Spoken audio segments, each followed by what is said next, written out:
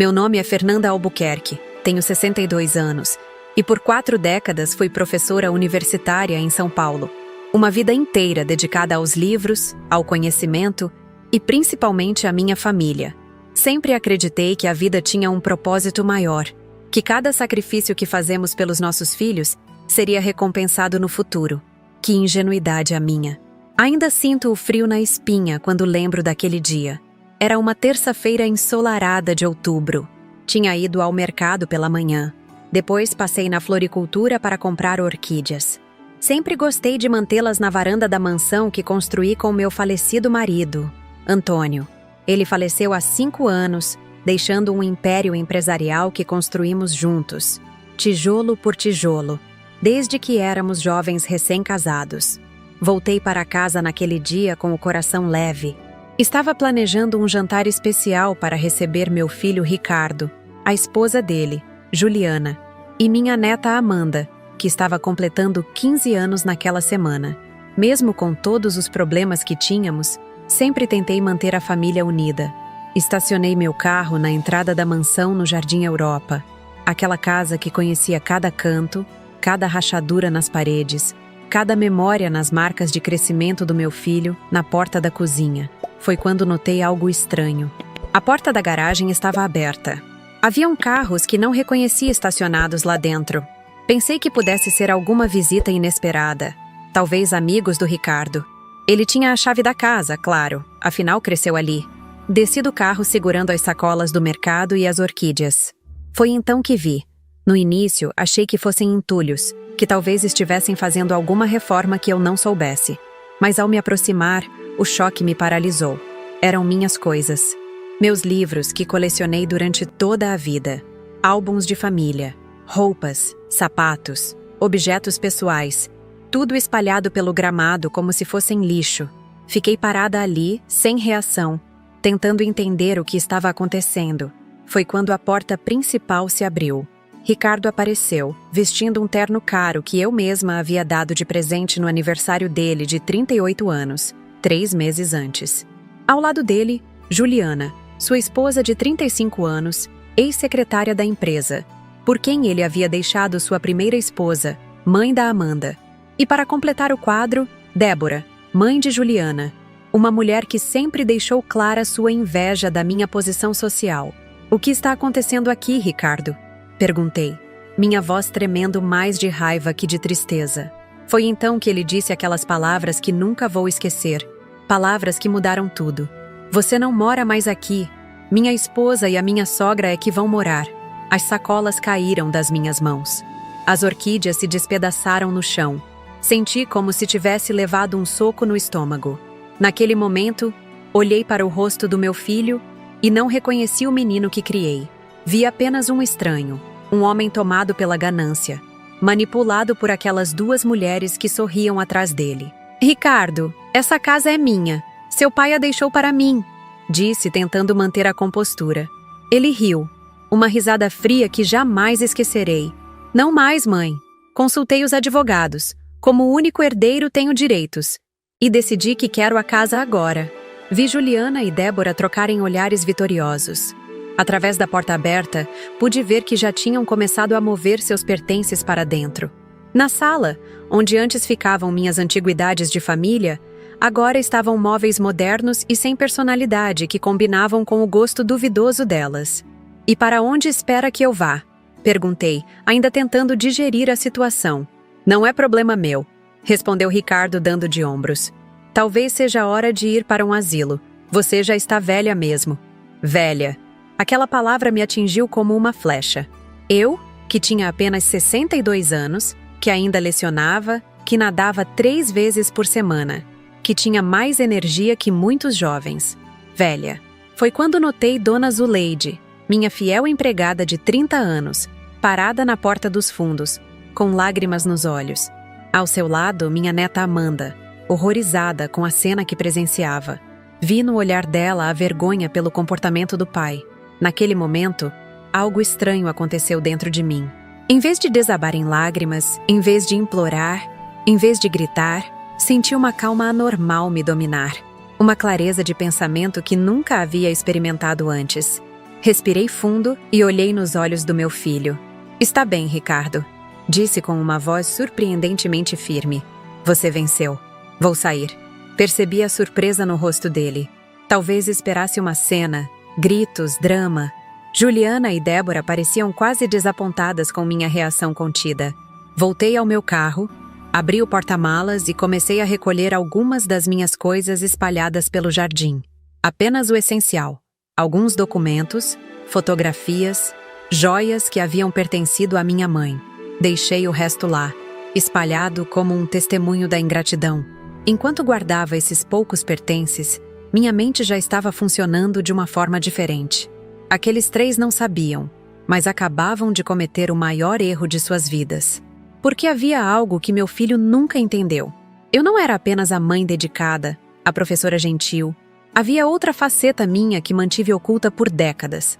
Ninguém ali sabia que, enquanto meu marido era o rosto público dos negócios, eu era a verdadeira estrategista por trás de cada decisão. Eu que negociava os contratos mais importantes. Eu que planejava as expansões. Eu que tinha os contatos mais valiosos. E mais importante, eu que conhecia todos os segredos, todos os esqueletos no armário. Antes de partir, olhei uma última vez para a casa que construí, para o jardim que plantei com minhas próprias mãos. Vi Ricardo, Juliana e Débora observando minha partida com expressões triunfantes. Vi Amanda na janela do 2º andar, chorando silenciosamente. Vi Dona Zuleide, que na verdade era muito mais do que uma simples empregada, assentir discretamente para mim, nosso sinal combinado há anos para situações extremas. Entrei no carro e parti sem olhar para trás. Para eles, estavam vendo uma senhora derrotada, humilhada, deixando sua casa pela última vez. Mal sabiam que o que viram não foi uma saída. Foi o primeiro movimento de um jogo que eu havia começado a planejar no exato momento em que Ricardo pronunciou aquelas palavras cruéis. Durante o trajeto até o apartamento de minha amiga Mariana em Moema, que já estava preparado para me receber há meses, sim, eu já suspeitava que algo assim aconteceria, comecei a organizar mentalmente meus próximos passos. Eles pensavam que tinham vencido, que eu desapareceria em algum canto, choramingando pela minha casa perdida. Mal sabiam que haviam acabado de despertar algo que mantive adormecido por muitos anos. Passei aquela primeira noite na casa de Mariana em estado de choque. Minha amiga tentava me consolar, oferecia chá, sugeriu chamarmos a polícia, mas eu permaneci estranhamente calma. Não, Mariana, eu disse, enquanto observava a chuva pela janela do apartamento dela em Moema. Isso vai muito além de uma simples invasão de propriedade. As horas seguintes foram como viver em um filme em câmera lenta. Deitada na cama de hóspedes, revivia cada momento daquela tarde. As minhas coisas espalhadas pelo jardim, a expressão de triunfo no rosto de Ricardo, os sorrisos cúmplices de Juliana e Débora, mas principalmente, lembrava da sensação que me dominou. Não foi desespero, nem mesmo tristeza profunda. Foi uma certeza cristalina de que aquele momento marcava o início de algo, não o fim. Na manhã seguinte, Mariana saiu cedo para dar suas aulas de yoga. Fiquei sozinha no apartamento, sentada à mesa da cozinha com uma xícara de café intocada à minha frente. Foi quando meu celular tocou. Era um número desconhecido. Atendi com cautela. Senhora Fernanda? A voz grave do outro lado era inconfundível, mesmo depois de tantos anos. Carlos Eduardo, respondi, sentindo um arrepio percorrer minha espinha. Quanto tempo? Soube o que aconteceu. Dona Zuleide me ligou ontem à noite. Claro que ligou. O plano contingencial que havíamos estabelecido há anos estava finalmente sendo ativado. Carlos Eduardo não era apenas um ex-colega da universidade. Poucos sabiam de seu passado como agente federal especializado em crimes financeiros. Menos ainda sabiam de nosso relacionamento discreto que mantivemos por décadas, mesmo durante meu casamento. Um arranjo que Antônio, meu falecido marido, não apenas conhecia, mas aprovava. Nosso casamento sempre foi mais uma parceria empresarial do que romântica, e ele entendia minha necessidade de ter algo só meu, algo que Ricardo jamais suspeitou. Estou indo para São Paulo, disse Carlos. Chego em 3 horas. Temos muito trabalho pela frente.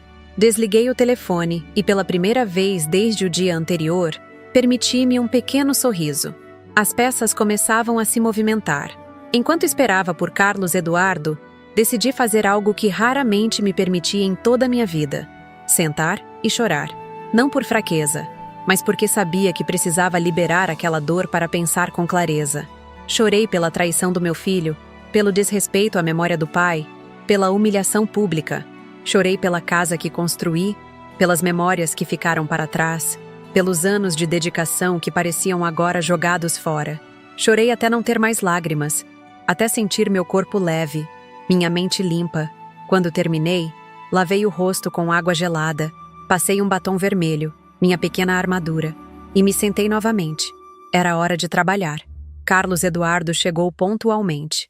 Aos 65 anos, continuava elegante como sempre, embora os cabelos agora fossem completamente grisalhos.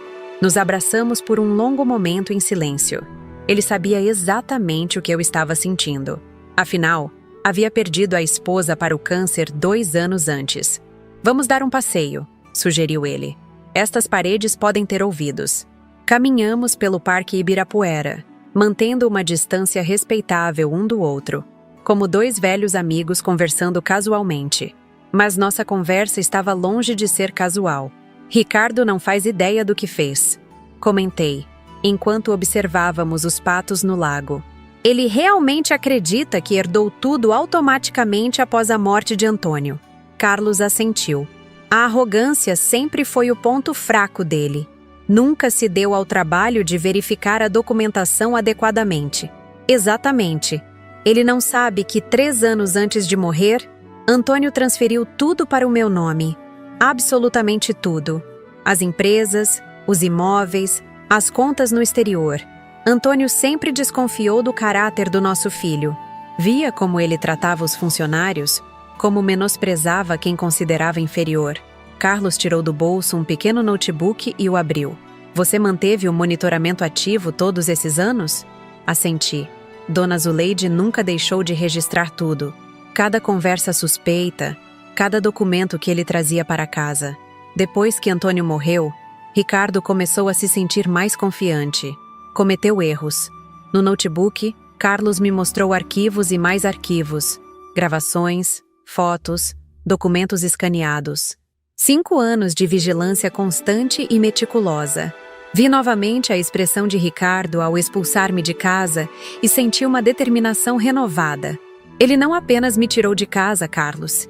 Ele destruiu a confiança que depositei nele por toda uma vida.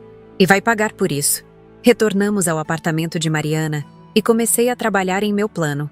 O primeiro passo era desaparecer completamente. Ricardo precisava acreditar que havia vencido, que eu estava derrotada. Desliguei meu celular habitual e ativei outro, com um número que apenas Carlos e Dona Zuleide conheciam. Nos dias seguintes, não atendi às poucas ligações que Ricardo fez para meu número antigo, provavelmente movido por algum resquício de culpa, ou mais provavelmente, para se certificar de que eu não voltaria para perturbar sua nova vida. 1 semana após minha expulsão, Carlos Eduardo me levou para visitar um apartamento no bairro do Itaim Bibi. Era um imóvel discreto, em um prédio sem ostentação, mas extremamente seguro. Este lugar pertence a um amigo meu da época da Federal, explicou Carlos. Ninguém associará a você. Podemos montar nossa base de operações aqui. O apartamento era espaçoso e já estava equipado com computadores, impressoras e um sistema de segurança avançado. No quarto principal, havia uma parede inteira coberta por um mapa detalhado das empresas da família Albuquerque, com fotos de Ricardo, Juliana, Débora e seus principais associados. Parecia o escritório de uma equipe de investigação, o que de certa forma éramos. Nos dias que se seguiram, recebi visitas discretas. Primeiro, Dr. Paulo Silveira, o advogado da família há anos, que ficou visivelmente constrangido ao me ver. Dona Fernanda, eu não sabia que as coisas aconteceriam dessa forma. Ricardo me disse que a senhora havia concordado em se mudar para o sítio em Atibaia. Sorri com amargura. Claro que disse. E você acreditou nele sem verificar comigo. Paulo baixou os olhos. Fui negligente. Deveria ter falado com a senhora diretamente. Sim, deveria.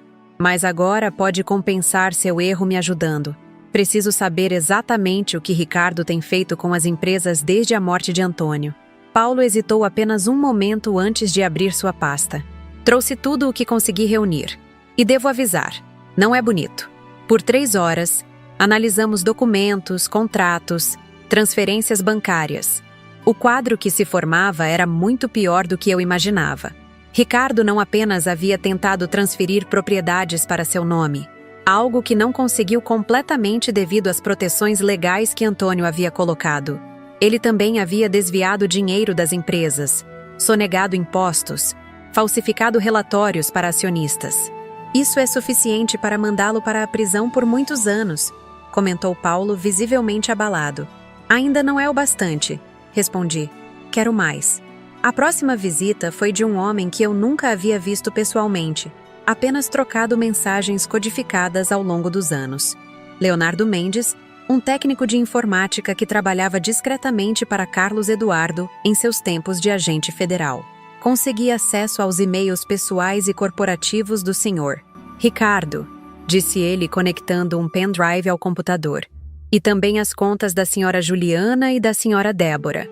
As revelações foram chocantes mesmo para mim, que já esperava o pior. Juliana e Débora não eram meras coadjuvantes na história. Eram tão ou mais culpadas que Ricardo. Descobrimos que elas vinham desviando dinheiro de uma ONG para crianças com câncer que Juliana presidia como parte de seu trabalho filantrópico. O dinheiro de doações ia parar em contas nas Ilhas Cayman e era usado para financiar viagens internacionais, compras de joias, procedimentos estéticos. Elas manipularam Ricardo desde o início, comentei, observando fotos de Juliana em iate em Mônaco, enquanto supostamente estaria em um congresso sobre crianças carentes. Viram nele um caminho para a riqueza. Carlos assentiu. E ele, cego pela ambição e pela luxúria, caiu como um pato. 2 semanas se passaram, e nosso arsenal de provas crescia exponencialmente. Dona Zuleide, que continuava na mansão fingindo servir aos novos donos, nos mantinha informados de cada movimento. Foi ela quem nos contou sobre o grande evento que Ricardo, Juliana e Débora estavam planejando. Vai ser um evento de caridade, relatou Zuleide pelo telefone seguro. Para arrecadar fundos para a ONG da senhora Juliana. Convidaram toda a alta sociedade paulistana, políticos, empresários, celebridades. Querem mostrar seu novo status. Olhei para Carlos Eduardo, que sorriu de uma forma que não via há anos. O sorriso do predador que finalmente tem a presa ao alcance. É a oportunidade perfeita, disse ele. Perfeita, concordei. Hora de acelerar os preparativos. Nas semanas seguintes, trabalhamos incansavelmente. Carlos Eduardo acionou antigos contatos na Polícia Federal, apresentando evidências suficientes para iniciar uma investigação oficial.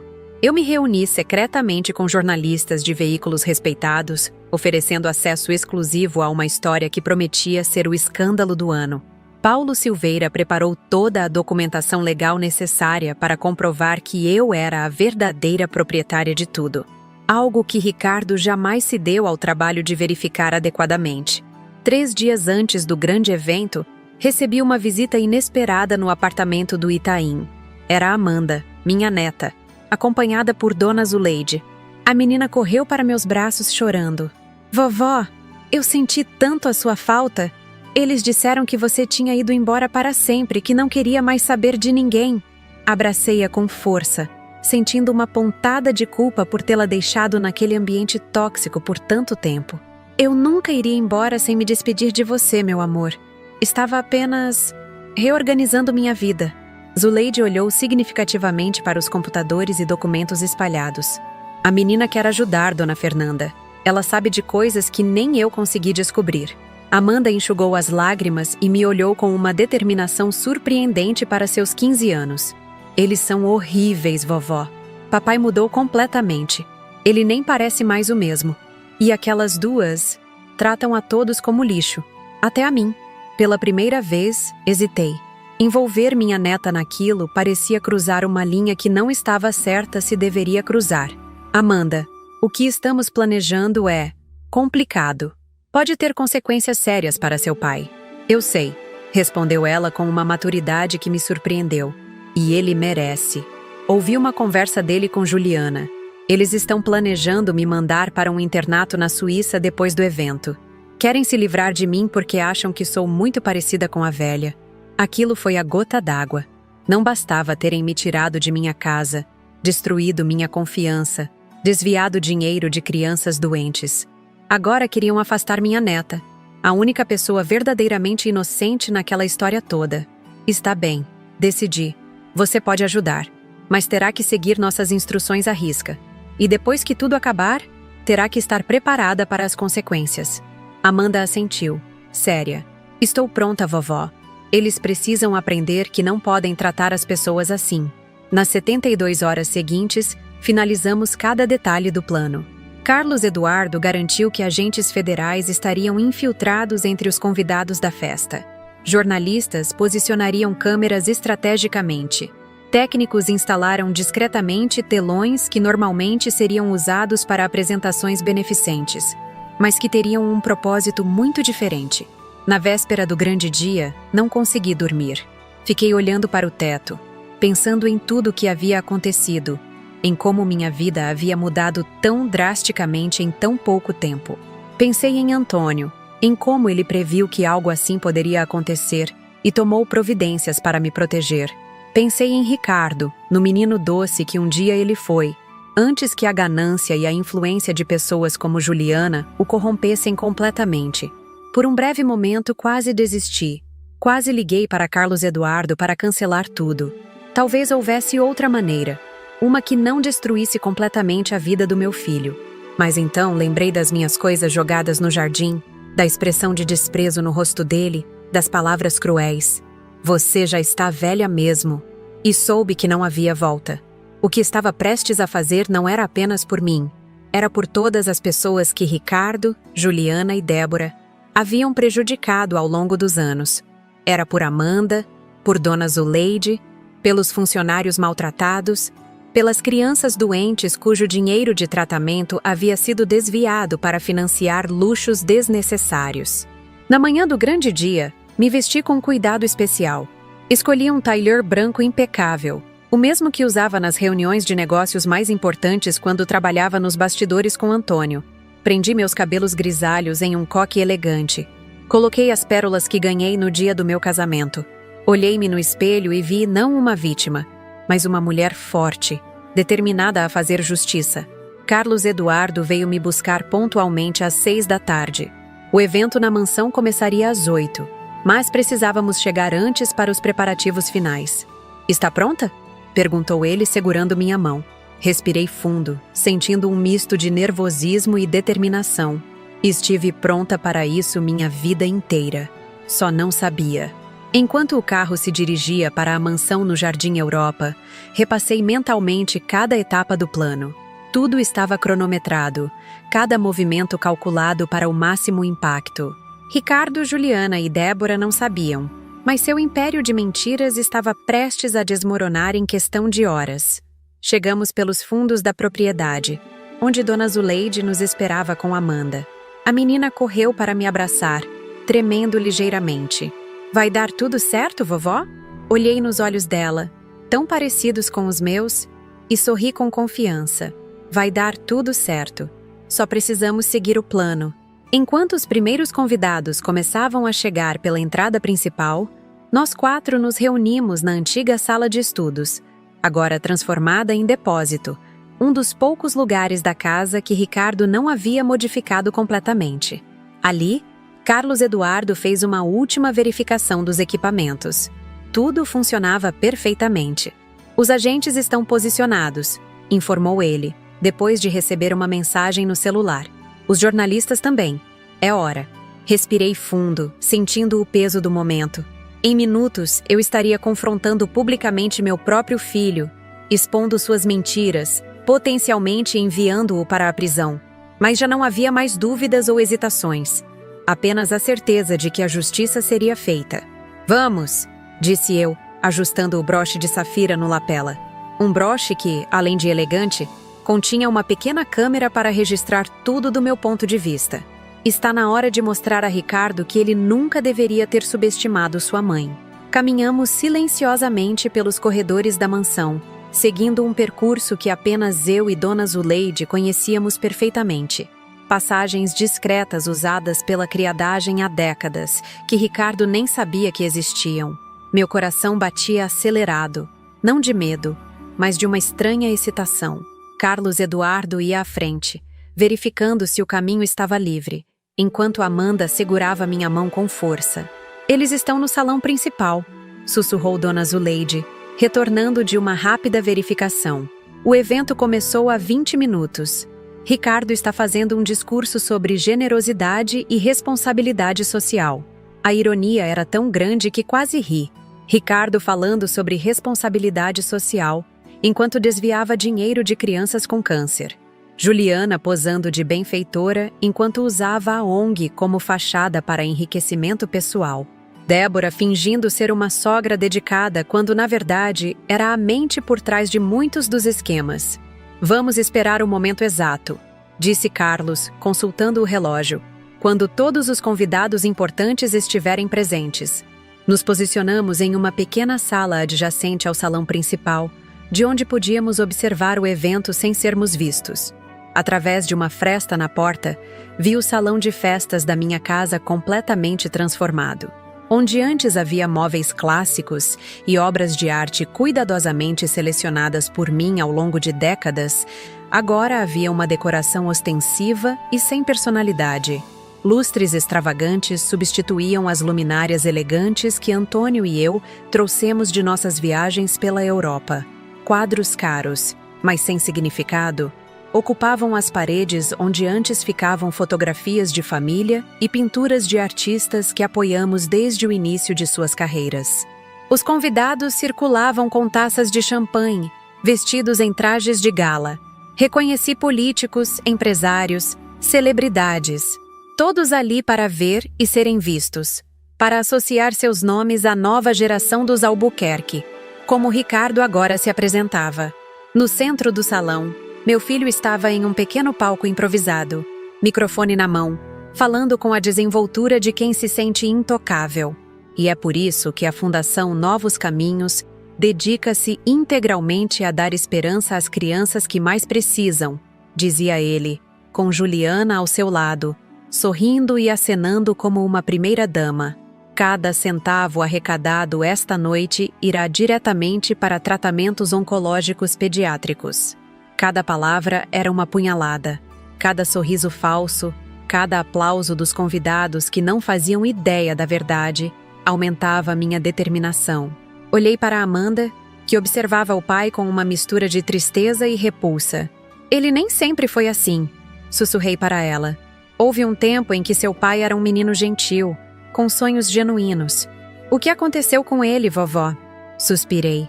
A ganância aconteceu, querida. A sensação de que merecia mais, sem precisar trabalhar por isso. E pessoas que alimentaram o pior nele, em vez do melhor. Carlos Eduardo nos interrompeu com um gesto discreto. Os agentes confirmaram posição. Os jornalistas estão prontos. E acabei de receber a confirmação. O juiz federal assinou os mandados há 10 minutos. Assenti. Tudo estava alinhado. Era a hora do próximo passo. Dona Zuleide. Chamei suavemente. Hora de servir aquele vinho especial. A fiel empregada sorriu de uma forma que poucos haviam visto. Não o sorriso servil da funcionária, mas o sorriso cúmplice de alguém que havia esperado anos por aquele momento. Saiu discretamente, dirigindo-se à cozinha. O vinho especial não era nada ilegal ou prejudicial. Era apenas um Chateau Margaux Safra, 1982, uma garrafa raríssima que Antônio e eu compramos em nossa lua de mel e prometemos abrir apenas em uma ocasião verdadeiramente especial. Ricardo sempre cobiçou aquela garrafa, mas Antônio foi inflexível. Ela era minha, para abrir quando eu decidisse que o momento era adequado. Que momento poderia ser mais adequado que este? Enquanto Zuleide cumpria sua missão, observei Ricardo concluir seu discurso com uma salva de palmas. Juliana tomou o microfone em seguida, sua voz melíflua ecoando pelo salão. Como presidente da Fundação Novos Caminhos, agradeço a presença de todos. Este ano, ultrapassamos a marca de 5 milhões de reais em doações, e cada centavo foi direcionado para as crianças que atendemos. Mentira. Cada palavra, uma mentira descarada. Nos últimos 3 anos, menos de 20% do dinheiro havia chegado efetivamente às crianças.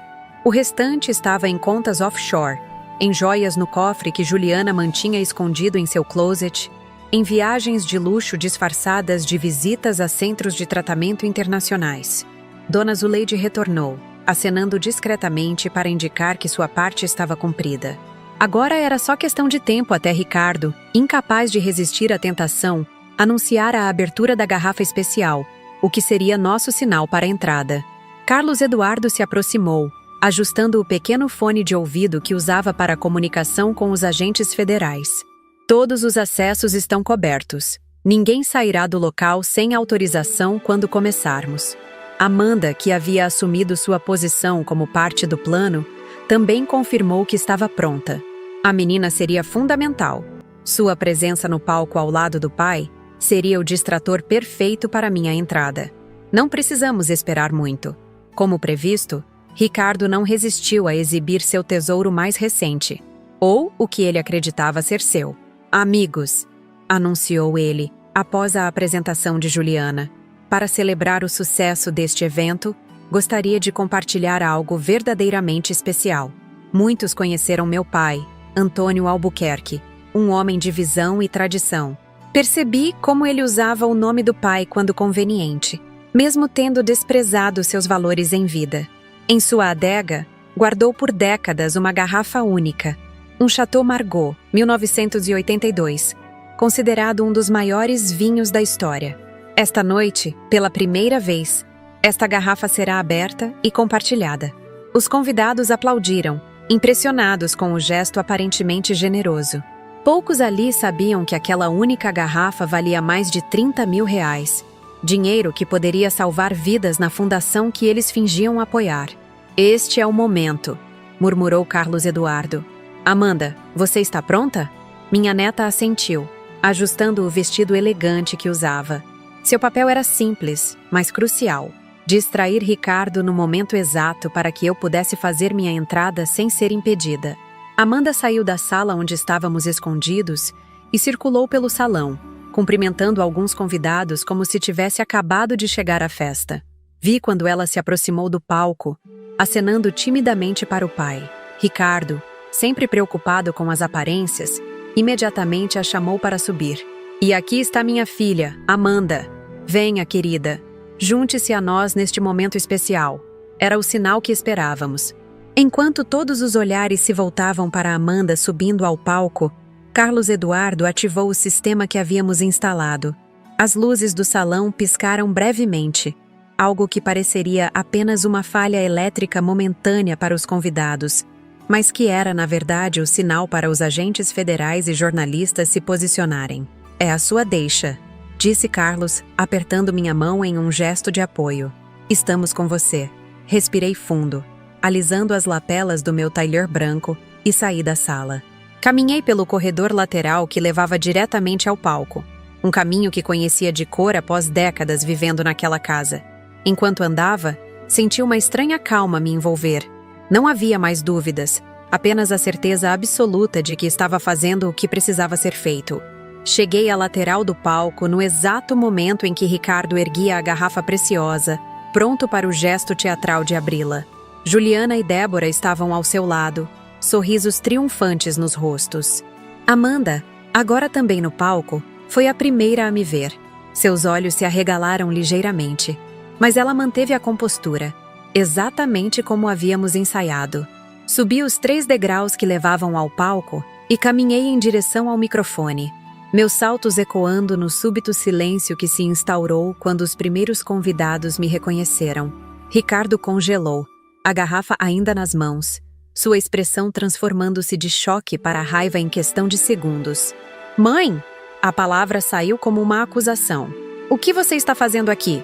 Ignorei-o, caminhando diretamente até o microfone. Meus olhos percorreram brevemente o salão, reconhecendo os rostos dos convidados. muitos dos quais haviam jantado em minha mesa dezenas de vezes ao longo dos anos, mas que agora pareciam não saber como reagir à minha presença. "Boa noite a todos", disse eu, minha voz surpreendentemente firme. "Sou Fernanda Albuquerque, a verdadeira dona desta casa e de tudo o que vocês veem ao redor." Um murmúrio percorreu o salão. Vi Juliana sussurrar algo para Ricardo, que parecia prestes a arrancar o microfone das minhas mãos. Mas antes que ele pudesse fazer qualquer movimento, continuei.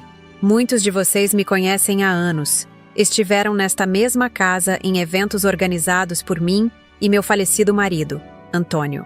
Talvez estejam se perguntando por que não me viram nos últimos meses, por que não fui eu quem os recebeu esta noite." Ricardo deu um passo à frente, mas Carlos Eduardo, que agora havia se posicionado estrategicamente na lateral do palco, fez um gesto discreto, impedindo-o. No mesmo instante, notei os agentes federais disfarçados de garçons se movimentando pelo salão, bloqueando discretamente as saídas. A resposta é simples: fui expulsa da minha própria casa. Minhas coisas foram jogadas no jardim como lixo. Meu filho, Ricardo, me disse que eu já estava velha mesmo, que talvez fosse hora de ir para um asilo. Ofegos de surpresa e olhares de consternação percorreram o salão. Vi vários convidados trocarem olhares desconfortáveis. Mas não estou aqui para pedir simpatia ou compaixão. Estou aqui para revelar a verdade sobre o que aconteceu com o legado de Antônio Albuquerque, sobre o que realmente acontece com o dinheiro que vocês tão generosamente doam à Fundação Novos Caminhos. Ricardo finalmente reagiu, avançando em minha direção. "Chega, mãe! Você está confusa. Precisa de ajuda médica. Por favor, alguém a acompanhe para fora." Ninguém se moveu. O clima no salão havia mudado perceptivelmente. Os sorrisos cordiais deram lugar a expressões tensas de expectativa. Foi quando tirei do bolso um pequeno controle remoto, o mesmo que Carlos Eduardo havia me entregado minutos antes. Apertei o botão principal, e os telões instalados estrategicamente ao redor do salão se acenderam simultaneamente.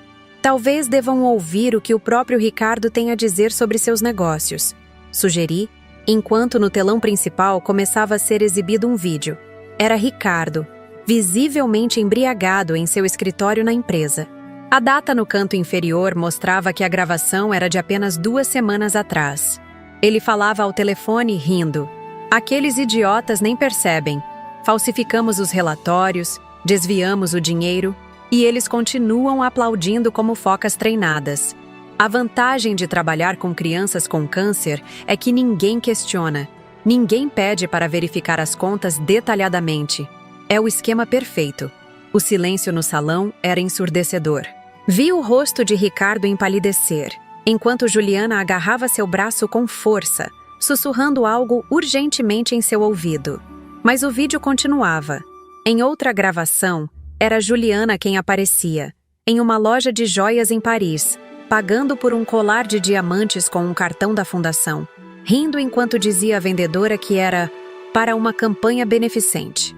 Em um terceiro clipe, Débora instruía a contadora da fundação a ajustar os números, para que parecesse que 80% dos recursos haviam sido destinados aos tratamentos, quando na verdade o valor não chegava a 20%. Enquanto os vídeos eram exibidos, notei que alguns convidados discretamente ativavam seus celulares, provavelmente verificando as informações que estavam recebendo naquele exato momento: documentos, extratos bancários, provas irrefutáveis que Carlos Eduardo havia enviado para uma lista selecionada de pessoas influentes presentes no evento. Ricardo finalmente conseguiu reagir. "Isso é montagem? Uma tentativa desesperada de uma mulher amargurada de prejudicar seu próprio filho? Vocês conhecem meu trabalho, minha reputação?" Sua voz foi sumindo à medida que percebia que ninguém parecia convencido. No centro do salão, um homem de terno escuro deu um passo à frente, um dos agentes federais disfarçados. "Ricardo Albuquerque", anunciou ele em voz alta, exibindo seu distintivo. "Você está preso pelos crimes de estelionato, associação criminosa, lavagem de dinheiro e sonegação fiscal." Outros agentes se aproximaram, cercando também Juliana e Débora. "Juliana Mendonça Albuquerque e Débora Mendonça. Vocês também estão detidas pelos mesmos crimes." O caos se instaurou no salão. Flashes dispararam. Os jornalistas que havíamos convidado registrando cada momento. Convidados tentavam sair apressadamente, enquanto outros permaneciam imóveis, chocados demais para reagir. Ricardo, vendo-se encurralado, fez sua última jogada desesperada. Virou-se para mim, os olhos injetados de ódio. Você acha que venceu, mãe? Acha mesmo que pode me destruir assim? Eu sou o herdeiro legítimo. Tudo isso é meu por direito. Permiti-me um pequeno sorriso, enquanto abria minha bolsa e retirava uma pasta de documentos, que entreguei ao agente federal mais próximo. Não, Ricardo. Seu pai nunca confiou em você o suficiente para deixar o império que construímos em suas mãos. Tudo foi legalmente transferido para meu nome 3 anos antes da morte dele. As empresas, as propriedades, as contas no exterior, absolutamente tudo. Você administrava, mas a proprietária sempre fui eu. Vi a compreensão finalmente atingi-lo. A cor sumiu completamente de seu rosto. Mas os documentos que assinei? Ah, sim. Aqueles documentos que você mal leu antes de assinar, 3 dias depois do funeral de seu pai? Não eram transferências de propriedade para seu nome, como pensou. Eram termos de responsabilidade pessoal por todas as dívidas e obrigações das empresas. Em outras palavras, todos os crimes que você cometeu nos últimos 5 anos são legalmente sua responsabilidade. E apenas sua. Juliana soltou um grito abafado, enquanto Débora parecia prestes a desmaiar. Ricardo balançava a cabeça em negação. Não, não pode ser. Pode e é, confirmei, enquanto os agentes se aproximavam para algemá-los. Seu pai sempre dizia que a arrogância seria sua ruína. Ele estava certo. Observei enquanto os 3 eram conduzidos para fora do salão. Juliana chorando histericamente. Débora muda de choque. Ricardo lançando-me um último olhar que misturava ódio e súplica. Quando eles deixaram o salão, um silêncio pesado caiu sobre os convidados restantes. Foi Amanda quem quebrou o silêncio, aproximando-se de mim e segurando minha mão. Acabou, vovó? Olhei para minha neta, para seu rosto jovem que carregava tantas das minhas feições, e senti uma onda de ternura em meio àquela tempestade de emoções. Sim, querida, esta parte acabou. Agora começamos a reconstruir. Virei-me para os convidados, muitos dos quais pareciam não saber como reagir ou o que dizer. Peço desculpas pelo fim abrupto do evento. Quem doou dinheiro esta noite pode ficar tranquilo.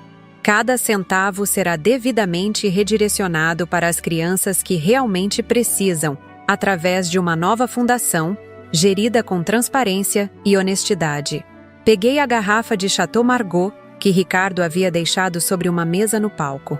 Olhei para ela por um momento, lembrando do dia em que Antônio e eu a compramos, das promessas que fizemos. Quanto a esta garrafa especial, ela será leiloada. O valor arrecadado será o primeiro depósito na nova fundação. Parece um destino mais adequado do que ser bebida em uma celebração falsa, não acham? Lentamente, como se despertando de um transe coletivo, alguns convidados começaram a aplaudir. O aplauso cresceu, espalhando-se pelo salão. Não era uma ovação de alegria. Era um reconhecimento solene da verdade que havia sido revelada, da justiça que, de alguma forma, havia prevalecido. Carlos Eduardo se aproximou, colocando gentilmente a mão em meu ombro. Você conseguiu, Fernanda. Acabou. Balancei a cabeça, observando os jornalistas que ainda registravam cada momento, os agentes federais que coletavam evidências adicionais, os convidados que começavam a se dispersar. Não, Carlos. Isso não é um fim. É um novo começo. Amanda apertou minha mão, e senti naquele gesto todo o peso e toda a esperança do futuro que agora se abria à nossa frente. Um futuro construído não sobre mentiras e ganância, mas sobre a verdade que finalmente veio à tona. Enquanto saíamos do palco, olhei uma última vez para o salão da casa que havia sido meu lar por tantas décadas. As modificações ostensivas que Ricardo havia feito pareciam agora tão vazias, tão sem sentido. Em breve, eu decidiria o que fazer com aquele lugar. Se o venderia, se o transformaria em algo útil para a sociedade, ou se simplesmente o reconstruiria à minha maneira. Mas isso era uma decisão para outro dia. Naquela noite, Caminhando de cabeça erguida entre os olhares surpresos e respeitosos dos que haviam testemunhado minha vingança, eu me sentia finalmente livre do peso da traição e da humilhação. Livre para recomeçar, para reconstruir, para redefinir quem era Fernanda Albuquerque. Não mais a mãe traída, a senhora idosa expulsa de sua própria casa. Agora eu era simplesmente Fernanda, forte, resiliente e pronta para o próximo capítulo da minha vida. As semanas que se seguiram ao evento foram um turbilhão. Mal tive tempo de processar tudo o que aconteceu naquela noite, enquanto o império que Antônio e eu construímos enfrentava as consequências do escândalo. Os jornais não falavam de outra coisa. Herdeiro dos Albuquerque preso por fraude. Esquema milionário em fundação para crianças com câncer. Professora aposentada desmascara o próprio filho em evento beneficente. Cada manchete me causava um misto de satisfação e dor. Afinal, por mais justificada que fosse minha ação, Ricardo ainda era meu filho. Na manhã, após as prisões, voltei oficialmente para a mansão. Entrei pela porta da frente, não mais como uma intrusa, mas como a legítima proprietária. Dona Zuleide me esperava com um sorriso discreto e uma xícara do chá de camomila que sempre gostei de tomar pela manhã. "Bem-vinda de volta, Dona Fernanda", disse ela com lágrimas nos olhos. Caminhei pelos cômodos da casa, observando as mudanças que Ricardo, Juliana e Débora haviam feito em tão pouco tempo. As paredes que antes exibiam fotografias de família agora estavam decoradas com obras de arte caras e impessoais. A biblioteca, meu refúgio por tantos anos, havia sido transformada em uma sala de degustação de vinhos. Meu jardim de inverno, onde cultivei orquídeas raras por décadas, fora substituído por uma extensão da área de festas. Eles não perderam tempo, comentei para Carlos Eduardo, que me acompanhava naquela inspeção dolorosa. "Pessoas como eles nunca perdem", respondeu ele, exceto quando encontram alguém mais inteligente pelo caminho. Sorri fracamente, tocando os móveis novos que não tinham alma, nem história. "Vamos ter muito trabalho para devolver a alma a este lugar." Amanda se mudou para a mansão naquele mesmo dia. A menina, agora com quase 16 anos, estava visivelmente aliviada por não ter que ir para o internato na Suíça, como Ricardo e Juliana haviam planejado. Reservei para ela o quarto que sempre foi seu quando nos visitava, no andar de cima, com vista para o Jardim dos Fundos. "O que vai acontecer agora, vovó?" perguntou ela naquela primeira noite, enquanto jantávamos juntas na cozinha. Nenhuma de nós se sentia confortável na sala de jantar ostensiva que o trio havia montado. "Agora vamos reconstruir, querida. Não apenas a casa, mas nossas vidas." Foi exatamente o que começamos a fazer. Nos dias seguintes, uma equipe de advogados liderada por Paulo Silveira trabalhou incansavelmente para reorganizar as empresas, afastar executivos corruptos que haviam colaborado com Ricardo e implementar uma gestão transparente. A ONG fraudulenta foi dissolvida e uma nova fundação foi criada, desta vez com uma diretoria composta por médicos respeitados e especialistas em oncologia pediátrica, com auditorias externas trimestrais para garantir que cada centavo fosse destinado às crianças. Uma semana após o escândalo, recebi uma ligação que não esperava. Era Luísa Mendonça, a primeira esposa de Ricardo e mãe biológica de Amanda. Ela havia se mudado para Portugal após o divórcio conturbado, tentando reconstruir sua vida longe da influência tóxica do ex-marido. "Fernanda", disse ela, a voz embargada pelo choro. "Eu vi tudo nos jornais. Não consigo acreditar que Ricardo chegou a esse ponto." "Nem eu, Luísa. Acredite. Nunca imaginei que precisaria fazer o que fiz." Você acha que posso visitar Amanda?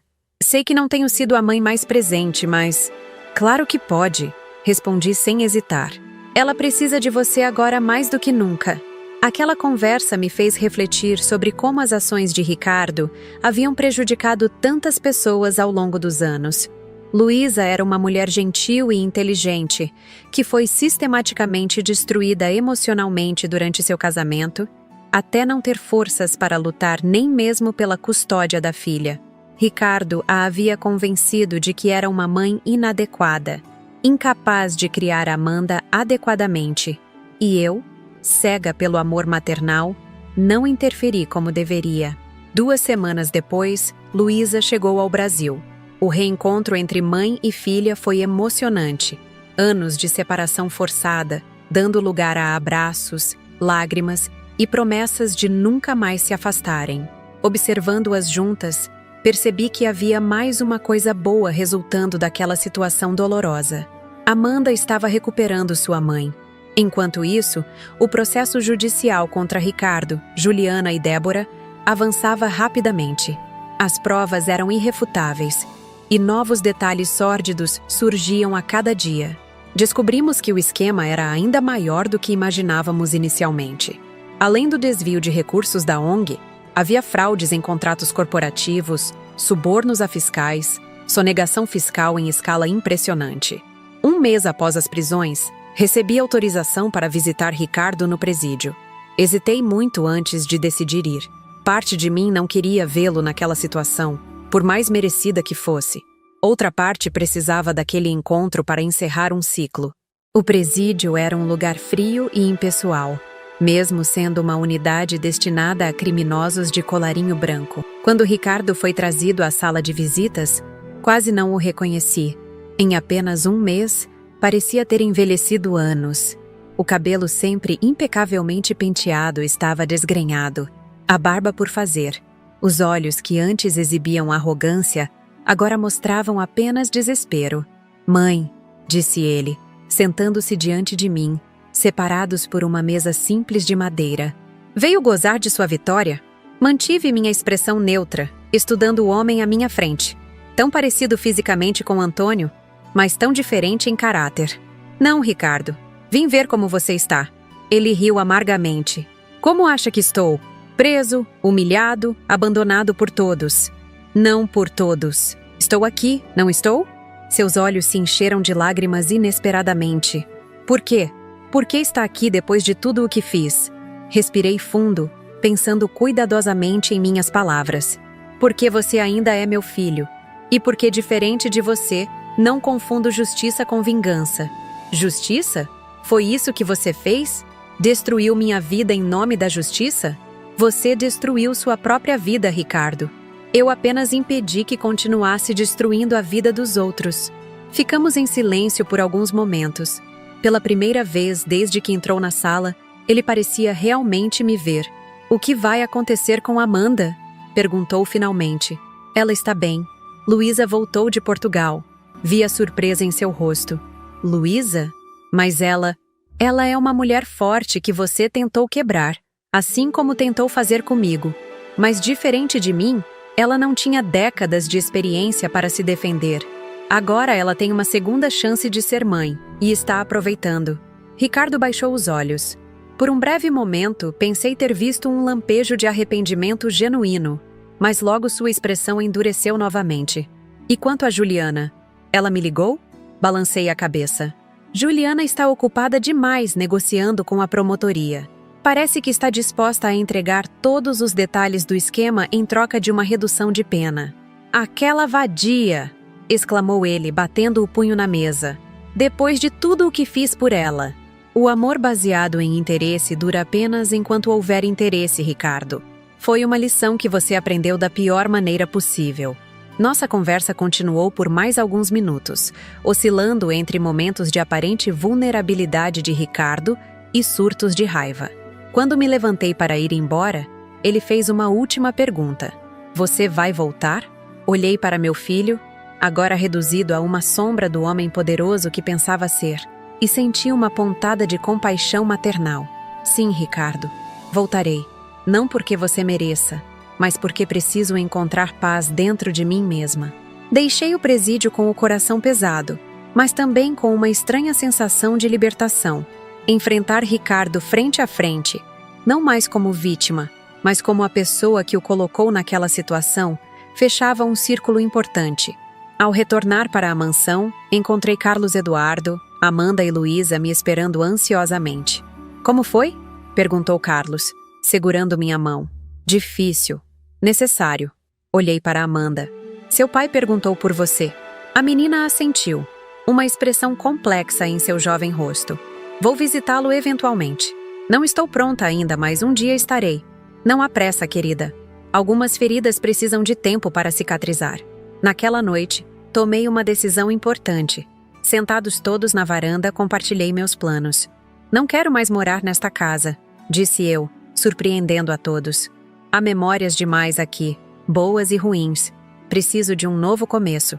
Mas vovó, protestou Amanda, esta casa é sua. Você e vovô a construíram juntos. Sorri, tocando carinhosamente o rosto da minha neta. Sim, e tivemos décadas de felicidade aqui. Mas agora chegou a hora de transformar este lugar em algo mais útil que uma residência para uma senhora de idade. O que tem em mente? Perguntou Carlos Eduardo, que sempre me apoiava em minhas decisões mais ousadas. Vou transformar a mansão em uma sede permanente para a nova fundação. O andar superior será adaptado para receber crianças em tratamento de câncer que vêm do interior e não têm onde ficar na capital. O andar térreo será o centro administrativo da fundação. E o jardim? O jardim será completamente restaurado para que as crianças tenham um lugar bonito para brincar. Luísa tinha lágrimas nos olhos. É uma ideia maravilhosa, Fernanda. Transformar uma tragédia familiar em esperança para tantas crianças. E onde você vai morar, vovó? Perguntou Amanda, preocupada. Lembra-se do sítio em Atibaia? Aquele lugar sempre me trouxe paz. Vou reformá-lo e transformá-lo em meu refúgio. Vocês duas estão convidadas a se mudarem comigo se quiserem. Amanda e Luísa trocaram olhares, e pude ver que a ideia as agradava. Para ambas, seria um recomeço, longe das sombras do passado. Nas semanas seguintes, mergulhei no projeto de transformação da mansão. Arquitetos foram contratados, especialistas em ambientes hospitalares infantis consultados, paisagistas chamados para revitalizar o jardim. Cada decisão era tomada pensando no bem-estar das crianças que um dia ocupariam aqueles espaços. Durante esse processo, recebi uma visita inesperada. Débora, a mãe de Juliana, havia conseguido liberdade provisória por problemas de saúde e veio me procurar. Quando Dona Zuleide a anunciou, meu primeiro impulso foi recusar a visita, mas algo me disse que deveria ouvi-la. Débora entrou na sala de estar como uma sombra de si mesma. A mulher altiva e arrogante que conspirou para me tirar de casa, agora parecia frágil e envelhecida. Fernanda, começou ela, a voz trêmula. Sei que não mereço sua atenção, mas precisava vir pessoalmente. Diga o que veio dizer, Débora. Ela respirou fundo, evitando meu olhar. Vim pedir perdão. Não espero que me perdoe. Nem acredito que mereça seu perdão. Mas precisava dizer isto. Sinto muito. Verdadeiramente sinto muito. Observei-a atentamente, tentando detectar qualquer sinal de falsidade. Mas tudo o que vi foi uma mulher quebrada, enfrentando a realidade de suas escolhas. Por que, Débora? Por que tanta ganância, tanta crueldade? Ela finalmente ergueu os olhos, marejados de lágrimas. Inveja. A verdade nua e crua é que sempre invejei você. Sua classe natural, sua inteligência, seu casamento sólido com Antônio. Enquanto isso, eu vivia à sombra, criando Juliana sozinha depois que meu marido me abandonou. Quando ela conheceu Ricardo, vi uma oportunidade de finalmente ter tudo o que você tinha. Sua honestidade brutal me pegou de surpresa. Esperava desculpas elaboradas, justificativas complexas, mas não esta confissão direta de um dos piores pecados humanos. A inveja é um veneno que consumimos esperando que o outro morra, Débora. Mas somos nós que acabamos envenenados. Ela assentiu, derrotada. Percebi tarde demais. Agora Juliana vai passar anos na prisão. Provavelmente não verei minha filha em liberdade novamente. E tudo por quê? Por coisas materiais que no fim não significam nada. Fiquei em silêncio por alguns instantes, digerindo suas palavras. Finalmente, levantei-me e caminhei até a janela, observando os trabalhadores que já começavam as modificações no jardim para o novo projeto. Sabe o que estou fazendo com a mansão, Débora? Estou transformando-a em um centro de acolhimento para crianças com câncer. As mesmas crianças de quem vocês roubaram. Ela fechou os olhos, como se cada palavra fosse uma punhalada. É justo, mais do que justo. Quando você sair da prisão, se ainda estiver viva, e se realmente estiver arrependida, venha me procurar.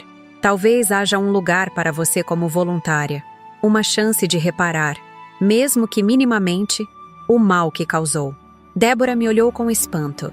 Você me daria essa chance? Não estou prometendo nada, mas acredito que todos merecem a oportunidade de redenção, inclusive você. Depois que ela saiu, fiquei pensando em como a vida dá voltas. Aquela mulher que conspirou para me prejudicar agora estava à minha mercê, implorando por uma chance de redenção. Não senti nenhum prazer em sua desgraça, apenas uma compreensão mais profunda de como a ganância e a inveja podem destruir vidas. 2 meses após o escândalo, a reforma do sítio em Atibaia estava concluída. Era uma propriedade mais modesta que a mansão, mas infinitamente mais acolhedora. Uma casa principal cercada por jardins, um pequeno lago, árvores frutíferas e a paz que só o interior proporciona. Amanda e Luísa decidiram viver comigo, pelo menos inicialmente. A menina estava se preparando para o vestibular e sonhava em estudar medicina, inspirada, segundo ela, pelos médicos dedicados que conheceu durante a criação da nova fundação. Luísa, que era arquiteta por formação, encontrou um emprego em uma construtora em Campinas, a pouca distância de Atibaia. Quanto a Carlos Eduardo, nossa relação finalmente podia florescer à luz do dia, sem os constrangimentos do passado. Ele comprou uma casa próxima ao sítio e nos visitava frequentemente. Aos 65 anos, não pensávamos em casamento ou formalidades, apenas em aproveitar o tempo que tínhamos juntos, sem pressões ou expectativas. A inauguração do Centro de Acolhimento Antônio Albuquerque aconteceu exatamente 3 meses após minha expulsão da mansão. A imprensa compareceu em peso, não mais para cobrir um escândalo, mas para testemunhar como uma tragédia familiar havia sido transformada em algo positivo. Cortei a faixa de inauguração com Amanda ao meu lado, ambas vestidas de branco. Uma homenagem silenciosa a Antônio, que sempre disse que o branco representava novos começos. As primeiras crianças já estavam instaladas no andar superior, seus rostinhos curiosos aparecendo nas janelas, observando a cerimônia. Quando me pediram para fazer um discurso, hesitei brevemente. Não havia preparado nada formal. Preferia deixar as palavras fluírem naturalmente. Este lugar? Comecei observando a fachada da mansão, agora identificada por uma placa simples com o nome do centro. Foi construído com amor há muitas décadas. Viveu momentos de alegria e de dor, testemunhou nascimentos e mortes, celebrações e tragédias. Hoje, inicia um novo capítulo. Não mais como símbolo de status ou poder, mas como um farol de esperança para crianças que lutam pela vida. Fiz uma pausa, sentindo a emoção apertar minha garganta. Amanda apertou minha mão, dando-me força para continuar. Quando fui expulsa desta casa, pensei que havia perdido tudo. Mas descobri que as paredes, os móveis, os objetos, nada disso era realmente importante. O que importa são os valores que carregamos dentro de nós. A integridade, a compaixão, o amor verdadeiro. Olhei para a plateia diversificada. Médicos, enfermeiros, funcionários da fundação, jornalistas, curiosos. Ao fundo, pude ver Dona Zuleide, orgulhosa em seu novo uniforme de supervisora do centro. Este centro nasce da dor, mas se alimentará da esperança. Cada criança que passar por aqui levará um pouco da essência de Antônio Albuquerque, um homem que acreditava que a verdadeira riqueza está em ajudar os outros. E talvez, de alguma forma misteriosa, também carregará um pouco da lição que aprendi da maneira mais difícil. Nunca é tarde para recomeçar. Nunca é tarde para transformar traição em triunfo, dor em propósito. Terminei meu discurso sob aplausos emocionados. Enquanto me afastava do microfone, olhei uma última vez para a mansão. Não mais minha casa, mas algo muito maior e mais significativo. Senti uma paz que não experimentava há meses, talvez anos. Naquela noite, já no sítio em Atibaia, sentei-me na varanda com uma taça do vinho que Antônio e eu costumávamos beber em ocasiões especiais. Carlos Eduardo, Amanda e Luísa se juntaram a mim, cada um com sua própria taça. Um brinde, propus, erguendo minha taça. Aos novos começos. Aos novos começos. Repetiram em uníssono. Enquanto contemplava o céu estrelado sobre Atibaia, Tão diferente do céu poluído de São Paulo, refleti sobre a jornada extraordinária dos últimos meses. De professora aposentada, humilhada e expulsa de casa, a uma mulher que recuperou não apenas seu patrimônio material, mas principalmente sua dignidade e propósito de vida. A vingança havia sido doce, sim, mas a verdadeira vitória não estava na queda de Ricardo, Juliana e Débora. Estava na minha capacidade de me reinventar aos 62 anos, de transformar a traição em uma oportunidade de fazer algo significativo, de provar que uma mulher com cabelos brancos jamais deve ser subestimada. "No que está pensando, vovó?" perguntou Amanda, notando meu olhar distante. Sorri, abraçando minha neta. "Estou pensando que, às vezes, precisamos perder tudo para descobrir quem realmente somos." 1 ano se passou desde a inauguração do Centro de Acolhimento Antônio Albuquerque. As estações mudaram. As árvores do sítio em Atibaia floresceram e perderam suas folhas. E nossa pequena família improvisada encontrou uma nova rotina, uma nova normalidade. Eu, que sempre pensei que meus últimos anos seriam dedicados a aulas na universidade e jantares familiares na mansão do Jardim Europa, agora vivia uma vida completamente diferente e surpreendentemente mais satisfatória. As manhãs em Atibaia começavam cedo. Eu despertava com o canto dos pássaros, tomava meu café na varanda, observando o nascer do sol sobre as montanhas, e depois dedicava algumas horas ao trabalho administrativo da fundação. Às terças e quintas, Carlos Eduardo me acompanhava até São Paulo para visitas ao centro, que funcionava a pleno vapor, acolhendo crianças de todo o Brasil para tratamento oncológico. Foi numa dessas visitas regulares, numa terça-feira de abril, que recebi a notícia que mudaria novamente o curso da história da família Albuquerque. Paulo Silveira me esperava no escritório administrativo do centro, sua expressão mais grave que o habitual. "Dona Fernanda", disse ele, levantando-se para me cumprimentar. "Precisamos conversar sobre Ricardo." Senti uma contração no estômago. Nos últimos meses, havia me acostumado a separar mentalmente o filho que criei do homem que tentou me destruir. Visitava-o na prisão a cada 3 semanas. Visitas silenciosas e tensas, mas que eu considerava necessárias para minha própria paz de espírito. "O que houve, Paulo? Ele está doente?" O advogado indicou a cadeira à sua frente. "Não, sua saúde física está bem, mas houve um desenvolvimento no caso. A promotoria está oferecendo um acordo." "Que tipo de acordo?" "Delação premiada. Eles querem que Ricardo entregue os políticos e empresários envolvidos nos esquemas de corrupção. Em troca, reduziriam significativamente sua pena." Recostei-me na cadeira, absorvendo a informação. "E ele aceitou? Esse é o problema.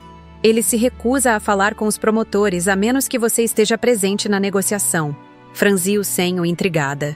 "Por quê? O que eu tenho a ver com isso?" Paulo hesitou, como se escolhesse cuidadosamente suas palavras. "Ricardo disse que só confia em você para garantir que o acordo seja justo. Aparentemente, depois de tudo o que aconteceu, você é a única pessoa que ele acredita que não o trairia." A ironia da situação não me escapou.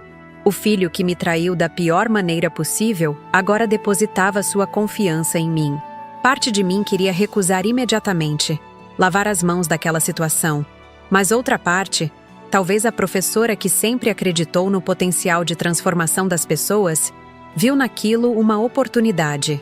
"Quando seria essa reunião?" "Amanhã, às 10 horas, no fórum." Assenti lentamente. "Estarei lá." Naquela noite, voltando para Atibaia, compartilhei a notícia com Carlos Eduardo, Amanda e Luísa, que agora formavam meu círculo íntimo de confiança. "Você não deve nada a ele", disse Luísa, ainda carregando mágoas profundas do ex-marido. "Depois do que ele fez, seria perfeitamente compreensível se você nunca mais quisesse vê-lo." "Concordo", acrescentou Carlos Eduardo. Essa poderia ser apenas mais uma manipulação. Amanda, que havia visitado o pai apenas 2 vezes desde sua prisão, permaneceu em silêncio, observando-me com aqueles olhos que lembravam tanto os meus. "O que você acha, vovó?" perguntou ela finalmente. "No fundo, o que seu coração diz?" Suspirei. olhando para o céu estrelado visível através da janela da sala. Meu coração está dividido, como sempre esteve quando se trata de Ricardo. Como mãe, quero acreditar que ainda existe algo de bom nele, algo que possa ser salvo. Como a mulher que ele traiu, quero distância. E como Fernanda Albuquerque, insistiu Amanda. Não como mãe, não como vítima, mas como a mulher que reconstruiu sua vida após a traição. A pergunta me pegou de surpresa. Era perspicaz demais para alguém tão jovem, mas Amanda sempre teve essa capacidade de enxergar além do óbvio. Como Fernanda Albuquerque, respondi após alguns momentos de reflexão. Acredito que devemos sempre dar às pessoas a chance de fazer o certo, mesmo quando elas fizeram tudo errado antes. Na manhã seguinte, vesti-me com o mesmo tailleur branco que usei na noite da exposição de Ricardo. Não era uma escolha aleatória. Queria que ele me visse exatamente como naquela noite, forte e determinada. Não como uma mãe fragilizada pela situação do filho. Carlos Eduardo insistiu em me acompanhar até o fórum, embora apenas eu pudesse entrar na sala de reuniões. Estarei aqui fora se precisar de mim, disse ele apertando minha mão antes que eu entrasse. A sala era austera, com uma grande mesa retangular no centro. De um lado, 3 promotores com expressões sérias. Do outro, Paulo Silveira e uma cadeira vazia que presumivelmente seria ocupada por Ricardo. Sentei-me próxima ao lugar do meu filho, mas mantendo uma distância respeitosa. Quando Ricardo entrou, escoltado por 2 agentes penitenciários, quase não o reconheci. Em 1 ano de prisão, havia perdido peso, e os cabelos, antes cuidadosamente tingidos para esconder os fios grisalhos, agora mostravam mechas brancas nas têmporas. Usava o uniforme do presídio e tinha olheiras profundas. Nossos olhares se encontraram brevemente. Não havia raiva em seus olhos, apenas um cansaço infinito. Ele assentiu em minha direção, um gesto quase imperceptível de agradecimento, antes de sentar-se. A reunião começou formalmente, com o promotor principal explicando os termos do acordo de delação. Ricardo escutava em silêncio, ocasionalmente consultando Paulo com o olhar. Em nenhum momento ele me dirigiu a palavra diretamente, o que achei curioso, considerando que minha presença havia sido sua exigência. Foi apenas quando os promotores saíram brevemente da sala para consultar um superior sobre um detalhe do acordo que Ricardo finalmente falou comigo. "Obrigado por vir", disse ele, sua voz mais rouca do que eu lembrava. "Você pediu. Eu vim." Ele sorriu fracamente. "Simples assim?" "Nada entre nós é simples, Ricardo. Nunca foi." Ele desviou o olhar, fixando-o em suas mãos algemadas sobre a mesa. "Sabe por que pedi sua presença? Paulo disse que você confia que eu não o trairia." Ricardo assentiu lentamente. "Irônico, não é? Depois de tudo... Por que, Ricardo?" A pergunta escapou dos meus lábios antes que eu pudesse contê-la. Não era sobre a reunião. Era sobre tudo. Sobre a traição, sobre as mentiras, sobre a crueldade. Ele pareceu entender exatamente o que eu perguntava. "Não existe uma resposta simples, mãe. Foi acontecendo aos poucos. Primeiro, pequenos desvios que justifiquei como necessários para o crescimento dos negócios. Depois, conheci Juliana, que tinha ideias cada vez mais ambiciosas. Débora entrou no jogo, alimentando nossa ganância. E então você decidiu que sua própria mãe era descartável." Ele baixou a cabeça e por um momento pensei ter visto lágrimas em seus olhos. "O poder corrompe, mãe." E eu me deixei corromper completamente. Antes que pudéssemos continuar aquela conversa, os promotores retornaram. As próximas 2 horas foram dedicadas aos detalhes técnicos do acordo. Ricardo concordou em entregar todos os envolvidos nos esquemas de corrupção, políticos que receberam propinas, empresários que participaram de fraudes em licitações, funcionários públicos que facilitaram operações ilegais.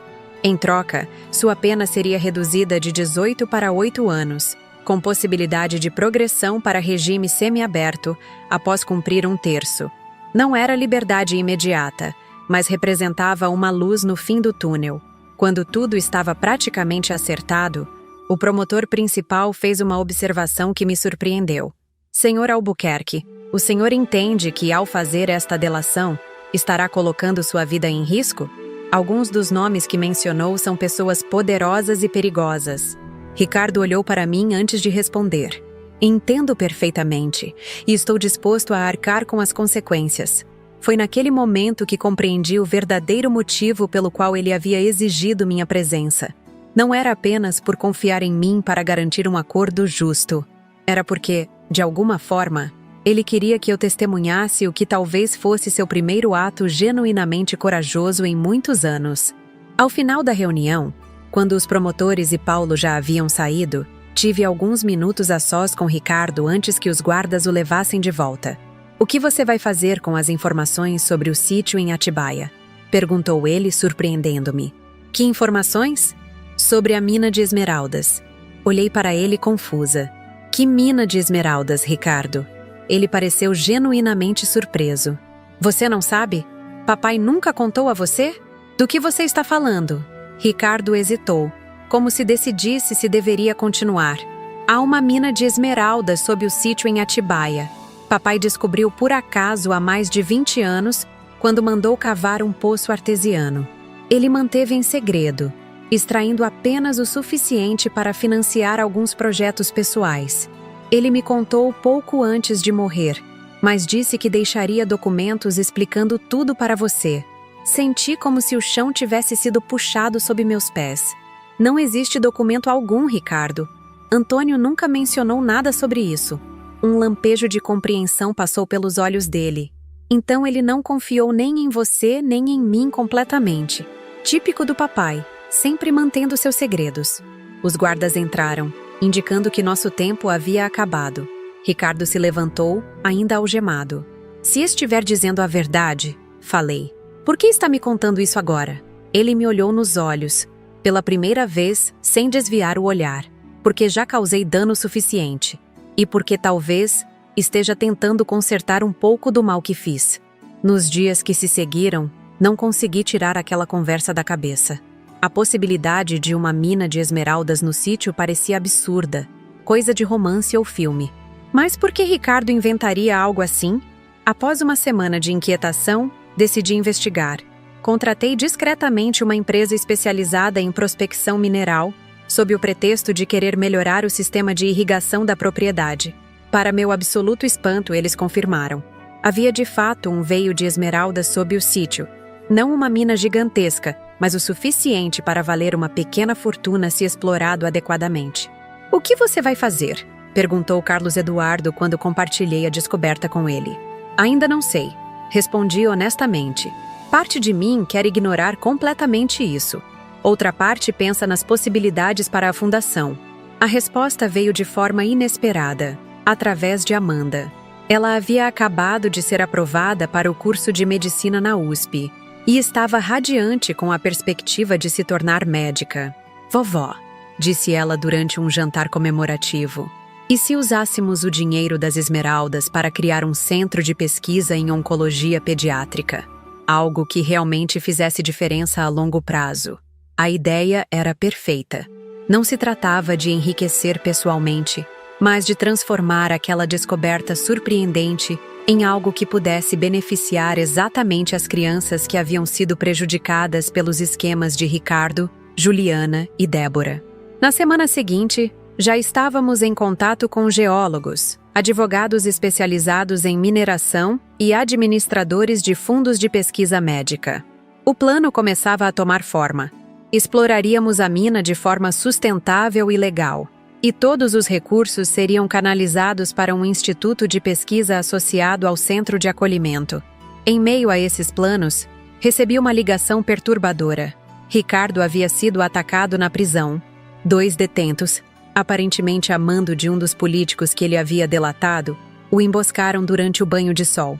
Ele sobreviveu, mas estava gravemente ferido, internado no hospital penitenciário. Corri para São Paulo imediatamente. Encontrei meu filho em um leito hospitalar, ligado a monitores, com o rosto tão inchado que mal pude reconhecê-lo. Sentei-me ao lado dele, observando sua respiração difícil, e fui tomada por uma onda de emoções contraditórias. Este homem havia me traído da pior maneira possível. Havia roubado de crianças doentes, havia mentido, manipulado, ferido tantas pessoas. E, no entanto, era meu filho, o menino que um dia embalei em meus braços, que ensinei a ler, que sonhei ver se tornar um homem melhor que seu pai. Ricardo abriu os olhos com dificuldade, focando lentamente em mim. Mãe, murmurou, sua voz quase inaudível. Você veio. Claro que vim. Ele tentou sorrir, mas a dor o impediu. Eles vão tentar de novo. Não vão parar até conseguirem. Segurei sua mão, sentindo o pulso fraco sob meus dedos. Vou falar com os promotores. Eles podem transferi-lo para uma unidade de segurança máxima, ou talvez... Não, interrompeu ele. Não quero me esconder. Estou cansado de fugir das consequências. Fiquei em silêncio, surpresa com a determinação em sua voz. A mina, continuou ele com esforço. Você encontrou? Assenti. Sim, vamos usar os recursos para pesquisa em oncologia pediátrica. Um brilho de aprovação passou por seus olhos. Bem, típico de você, mãe. Transformar até minhas informações interesseiras em algo bom. Ele fechou os olhos, exausto pelo esforço de falar. Permaneci ao seu lado por horas, observando-o dormir, pensando em como a vida dá voltas. 3 dias depois, Ricardo foi transferido de volta para a prisão, agora com proteção especial. As delações continuaram, e cada vez mais nomes poderosos eram implicados nos esquemas de corrupção. O caso, que já havia sido um escândalo, agora se tornava um terremoto político e empresarial. Enquanto isso, nossa vida em Atibaia seguia em frente. A exploração controlada da mina começou discretamente, sob rigorosa supervisão legal e ambiental. Amanda iniciou seu primeiro semestre na Faculdade de Medicina, dividindo seu tempo entre São Paulo e Atibaia. Luísa foi promovida na construtora e começou a participar de projetos sociais de habitação. Carlos Eduardo e eu aprofundamos nossa relação, descobrindo o prazer de envelhecer juntos, sem pressões ou expectativas. O centro de acolhimento prosperava, atendendo cada vez mais crianças. A imprensa, que inicialmente cobriu a história pelo escândalo, agora nos procurava para reportagens sobre o trabalho social e médico que realizávamos. 6 meses após o ataque a Ricardo, recebi outra ligação do presídio. Meu coração gelou, temendo o pior. Mas não se tratava de outro ataque. Ricardo havia tido um colapso cardíaco súbito durante a noite. Os médicos tentaram reanimá-lo, mas não conseguiram. Meu filho estava morto, aos 39 anos. O funeral foi discreto, com poucos presentes. Amanda chorou pelo pai que mal conhecera de verdade. Luísa manteve-se estoica, processando sentimentos complexos pelo homem que havia sido seu marido e seu algoz. Carlos Eduardo esteve ao meu lado o tempo todo, uma presença silenciosa e reconfortante. Eu não chorei durante a cerimônia. Minhas lágrimas vieram depois, na privacidade do sítio em Atibaia, quando finalmente permiti que a complexidade dos meus sentimentos por Ricardo emergisse completamente. Chorei pelo filho que perdi muito antes de sua morte física, o menino doce que se transformou em um homem corrompido pela ganância. Chorei pela mãe que fui, dividida entre o amor incondicional e a necessidade de justiça. Chorei pelo que poderia ter sido e nunca seria. 1 semana após o funeral, Paulo Silveira me procurou com uma surpresa final. Ricardo havia escrito um testamento na prisão, legalmente válido e verificado. Nele, renunciava formalmente a qualquer direito sobre os bens da família Albuquerque e pedia que tudo fosse direcionado para a fundação. No documento, havia também uma carta endereçada a mim. Levei a carta para o jardim do sítio, sentando-me sob uma jabuticabeira que Antônio havia plantado décadas atrás. Com mãos trêmulas, abri o envelope. Mãe, começava a carta. Se você está lendo isto, significa que não estou mais aí. Talvez seja melhor assim. Algumas pessoas não nasceram para consertar seus erros, apenas para reconhecê-los tarde demais. Quero que saiba que, apesar de tudo, nunca deixei de admirá-la. Mesmo quando a traí, mesmo quando a humilhei, no fundo sabia que estava errado. Você sempre foi a verdadeira força da família Albuquerque. Não papai, não eu, sempre você. Não peço perdão, pois sei que algumas ações são imperdoáveis. Peço apenas que cuide de Amanda. Ela tem muito de você. A inteligência, a determinação, a integridade. Não deixe que meus erros a marquem para sempre. Quanto à mina de esmeraldas, use-a sabiamente, como sei que fará. Transforme minha última traição, pois sim, pretendia um dia tomar o sítio de você também, em algo bom, como sempre fez com tudo na vida. Adeus, mãe. Espero que em alguma vida futura eu possa ser o filho que você mereceu ter nesta. A carta estava assinada simplesmente Ricardo, sem floreios ou formalidades. Dobrei o papel cuidadosamente e o guardei junto ao peito. O ciclo estava completo. A traição, a vingança, a queda e, finalmente, um tipo estranho e imperfeito de redenção. Olhei para o céu de Atibaia, tão azul e limpo, e senti uma paz que não esperava encontrar. Aos 63 anos, depois de perder quase tudo e reconstruir minha vida a partir dos escombros, eu finalmente entendia uma verdade fundamental. Nossa maior força não está em nunca cair, mas em como escolhemos nos levantar depois da queda. O Instituto de Pesquisa Ricardo Albuquerque foi inaugurado um ano depois, anexo ao Centro de Acolhimento. Não foi uma decisão fácil usar seu nome, mas senti que era a forma correta de fechar aquela história, reconhecendo tanto seus erros quanto seu último ato de contrição. Amanda, agora no 2º ano de medicina, fazia estágio voluntário no instituto nos fins de semana. Luísa coordenava um projeto de habitação para famílias de crianças em tratamento prolongado. Carlos Eduardo e eu dividíamos nosso tempo entre Atibaia e o centro em São Paulo, encontrando propósito e alegria mesmo após tanta dor. Quanto a mim, Fernanda Albuquerque, a professora universitária aposentada que um dia viu suas coisas jogadas no jardim pelo próprio filho, encontrei uma verdade que nunca imaginei. Às vezes, precisamos perder tudo para descobrir que somos muito mais fortes, mais resilientes e mais capazes do que jamais imaginamos. E a maior vingança contra aqueles que tentam nos destruir não é causar sua queda, é construir algo tão belo e significativo a partir das ruínas que eles nunca mais poderão tirar de nós. E assim, chego ao fim desta história que compartilhei com vocês hoje. Uma história de traição, vingança, queda e, finalmente, redenção. Quando olho para trás e revejo tudo o que aconteceu desde aquele dia fatídico em que cheguei em casa e encontrei minhas coisas jogadas no jardim, fico impressionada com a jornada que percorri. Nunca imaginei que aos 62 anos de idade seria forçada a recomeçar do zero. Nunca pensei que meu próprio filho, Ricardo, aquele menino que criei com tanto amor, seria capaz de me expulsar da minha própria casa com tamanha frieza. Você não mora mais aqui. Minha esposa e a minha sogra é que vão morar. Essas palavras ainda ecoam na minha mente, mesmo depois de tanto tempo. Mas hoje, entendo que aquele momento de humilhação foi, na verdade, o início da minha libertação. O que Ricardo, Juliana e Débora não sabiam era que, ao me subestimarem, cometeram o maior erro de suas vidas. Eles viram apenas uma senhora de cabelos brancos, uma professora aposentada que imaginaram ser frágil e manipulável. Não perceberam que, por trás daquela aparência delicada, existia uma mulher que, por décadas, foi o verdadeiro cérebro por trás do império construído ao lado de meu falecido marido, Antônio.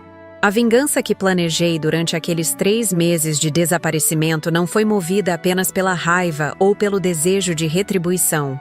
Foi um ato de justiça, não apenas por mim, mas por todas as crianças doentes que foram prejudicadas pelos desvios da falsa fundação, por todos os funcionários humilhados, por minha neta Amanda, que seria enviada para longe, por minha ex-nora Luísa, que foi psicologicamente destruída, por Dona Zuleide, que testemunhou tudo em silêncio durante anos. A queda deles durante aquele evento beneficente foi apenas o começo. O sistema judicial fez o resto, condenando-os pelos crimes que cometeram.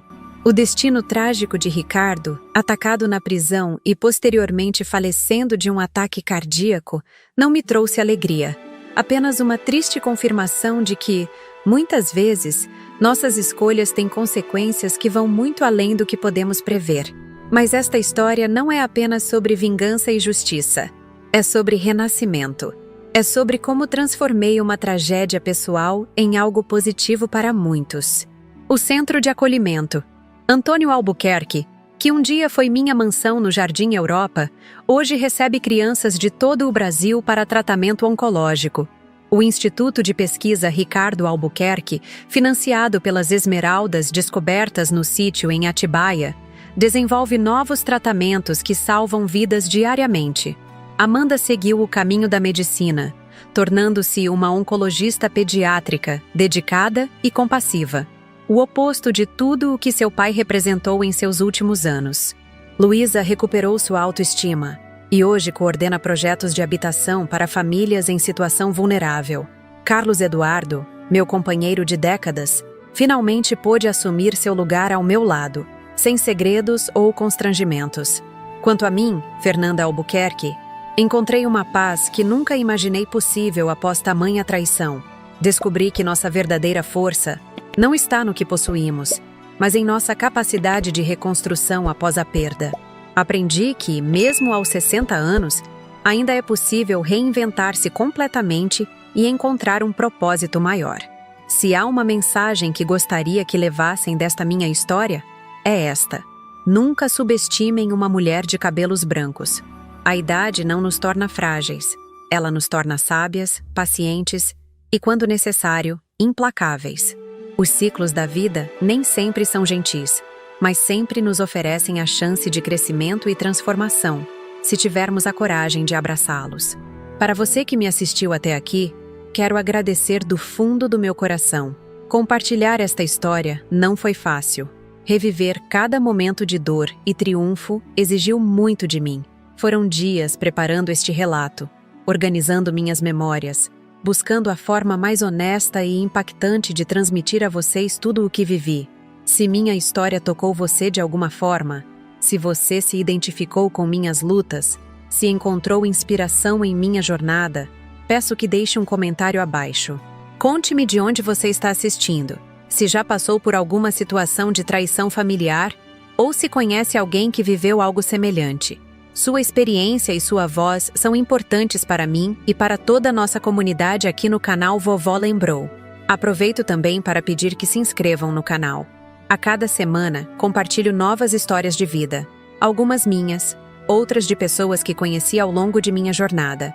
São relatos reais, emocionantes, que nos lembram da resiliência do espírito humano frente às adversidades.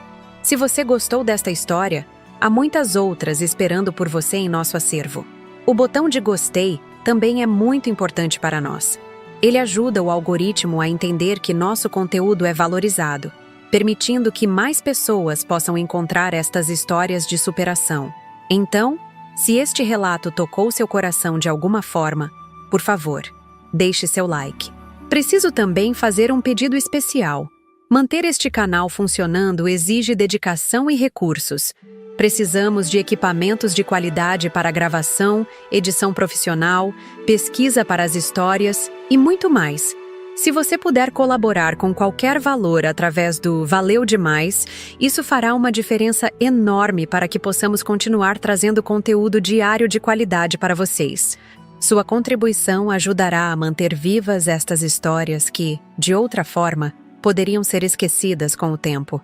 Na próxima semana, trarei uma nova história que prometo ser tão impactante quanto esta. É o relato de uma mulher que descobriu, aos 70 anos, que toda sua vida foi baseada em uma mentira, e como essa descoberta, em vez de destruí-la, abriu caminho para uma liberdade que ela jamais imaginou possível.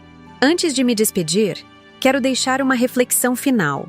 Quando Ricardo jogou minhas coisas no jardim naquela tarde, ele pensou que estava me tirando tudo. Não percebeu que, na verdade, estava me libertando. Às vezes precisamos perder aquilo que achamos essencial para descobrir do que realmente somos feitos. E, acreditem, somos feitos de material muito mais resistente do que imaginamos. Obrigada por me acompanharem até aqui. Obrigada por cada minuto de atenção, por cada emoção compartilhada. Este espaço que criamos juntos no Vovó Lembrou é mais que um canal. É um local de encontro de almas que entendem que nossas histórias, por mais dolorosas que sejam, merecem ser contadas e ouvidas. Até a próxima semana, com mais uma história que vai tocar seu coração e, quem sabe, inspirar sua própria jornada de transformação. Não se esqueçam de se inscrever, deixar seu like, comentar e, se possível, contribuir com o Valeu Demais. Cada gesto de apoio significa o mundo para mim e para toda a equipe que trabalha incansavelmente para trazer estas histórias até você. Aqui é Fernanda Albuquerque, do canal Vovó Lembrou. Lembrando que nossas cicatrizes contam histórias de batalhas que vencemos e que nunca, jamais, é tarde demais para recomeçar.